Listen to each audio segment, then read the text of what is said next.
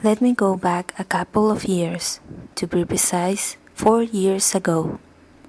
I remember it as if it was yesterday, and let me tell you that even though it has passed enough time to make this wound disappear, it's still something that hurts me, and I don't want to experience it again. The problem that I had to face was part of one of my most difficult moments in life. Everything happened when I was in high school. I started to go to a new school because my family and I had moved from Iquique to Antofagasta. The only thing that I wanted was to go back to my sweet home in Iquique and keep going out sharing, talking, and strengthening the relationship that I had with my friends. But there was nothing to do than giving up and accept this new life. I went to this new school in Antofagasta, which is known for being cuico. I was extremely nervous, for not saying freaked out, that a few days before I felt sick. This horrible and undesirable day came, and it was time to prepare myself to face the unknown environment and people that I was going to be surrounded with. And here comes the problem. I went to the most problematic class, a second year of high school. Every student in the whole class didn't pay attention. They were bothering each other all the time, laughing in the middle of the class without noticing the teacher that was in front. They were disrespectful and said many bad words. Apart from this, everybody was outgoing, with a very strong personality.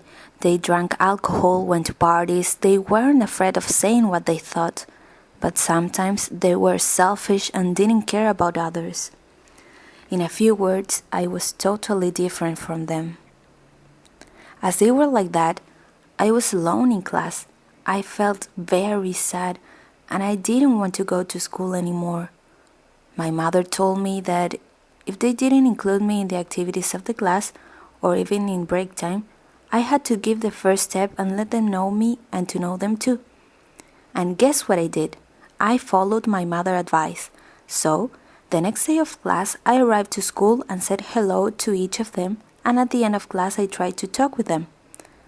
But it happened that they made fun of me, looked down on me.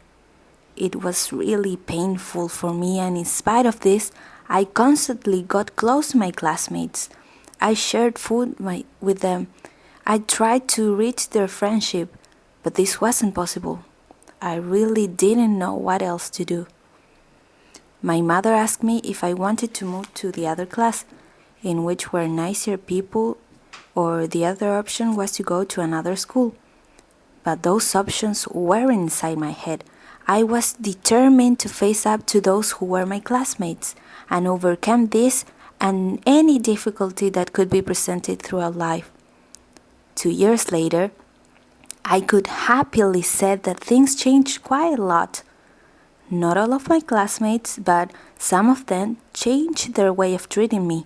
They didn't see me as a strange insect anymore. When they were talking in a circle about anything, they asked my opinion. They respected how different I was from them and didn't judge me anymore. And most important of all, I met wonderful people, friends with whom I experienced a lot of unforgettable and beautiful moments.